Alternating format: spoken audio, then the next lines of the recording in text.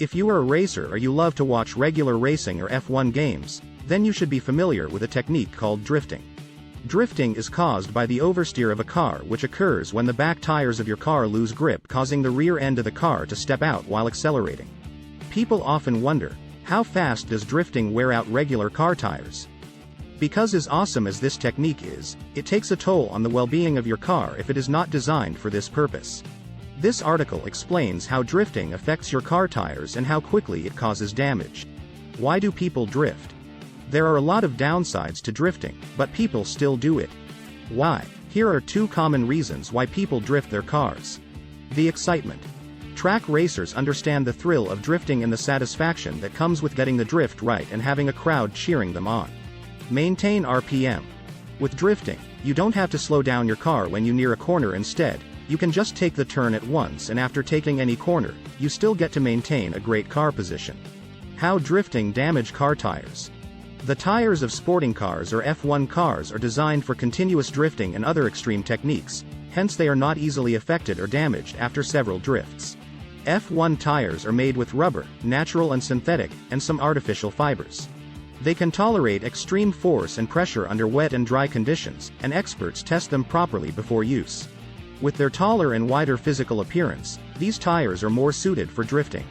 The tires of a regular car are made of nylon and several other materials. Unlike F1 tires, these tires are not well made for extreme activities like drifting. Continuous drifting with the presence of heat and friction will make the tires of your car gradually wear away, causing them to become smaller and weaker. This action affects the rear tires the most because they are spun with great force against the tracks. How fast does drifting wear out regular car tires? If you are interested in drift racing and you are asking, how fast does drifting wear out regular car tires? You should know that the period at which your tires wear as a result of drifting depends on several factors like the type of tires being used, the frequency of drift activities, and the drifting surface. Type of tire. There are 3 primary types of tires for regular cars: all-season, summer, and winter tires. As its name implies, all-season tires are suitable for use all through the year. They can achieve this because they are designed with thread-like patterns for good grip, and they are made of important rubber components that make them suitable for use in hot and cold temperatures. The ultra-high performance gives a better grip and does not wear easily as the regular all-season tires. Summer tires are designed to be used in hot and dry climates, including rainy periods. Summer tires are known to have overall high performance and can be used for more vigorous driving activities. Winter tires are primarily for movement with the presence of snow around. They are designed with thread patterns as well, except their patterns are larger to give them better traction on snow. While some of these types of tires are stronger than others, it is important to know that they all still wear out pretty fast. The only difference is that the weaker types will wear much faster than the stronger ones. By comparison, summer tires are stronger than the others, so it should take a while before they begins to wear. Drifting frequency. Among other factors, how often you drift also determine the speed at which your tires wear off. Skidding once in a while is harmless to your tires and will not cause wear, but drifting often in mini races or while driving will increase the wear speed of your tires. Drifting during a long-distance trip also causes quick wearing, and this can be observed in motorsports and F1 races. Because of the high racing speed, even with an advanced tire design, racers are required to change their tires every round for better traction and safety. Drift surface. Some surfaces quicken wear compared to others. Drifting on ice causes less damage when compared to drifting on mud and gravel.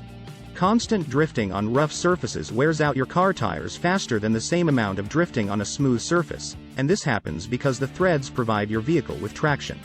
Effects of drifting on your car. The negative effects of drifting extend beyond the tires of your car to several parts as well, and they include both external and internal damages. External damages. Some tracks may have a barrier or fences. Careless drifting in this situation can lead to your car colliding with this barrier. Your windows, front, and rear bumpers are common external parts that can be affected by drifting. In a serious collision, your windscreen may be involved as well, and replacing these parts will cost a lot of money. Internal damage. Prominent internal parts like your engine and transmission system, which are responsible for combustion and power transmission respectively, can be affected by drifting. These parts undergo a lot of strain while turning through sharp corners and moving at high speed at the same time. The clutch is one part of the system that is affected by drifting, When using this technique, clutch kicking is involved, and this can put your clutch and clutch plate under pressure, thus making it lose its functionality on time. How to prepare your car for drifting. There's a lot that can go wrong when drifting with a regular car not modified for this purpose, hence proper preparation should be made before attempting to drift with your car. If you are still persistent about drifting with your car, here are some steps you can take. Remove loose items. Drifting involves a high speed and a sudden turn, and the loose item can serve as a distraction which can lead to an accident. Before you get your car on the track, rid your car of loose items like your personal stuff, bags, cups, and water bottles, and storage items lying on the floor of your car. Loose items on the floor of your car could roll to the pedals and cause a dangerous obstruction. Tools. If you are in for a lot of drifting sessions, you should have the necessary tools for changing out the tires after the initial one is worn out. Some tools you can carry out with you are a jack, wrench, and wheel chock. Protective gear.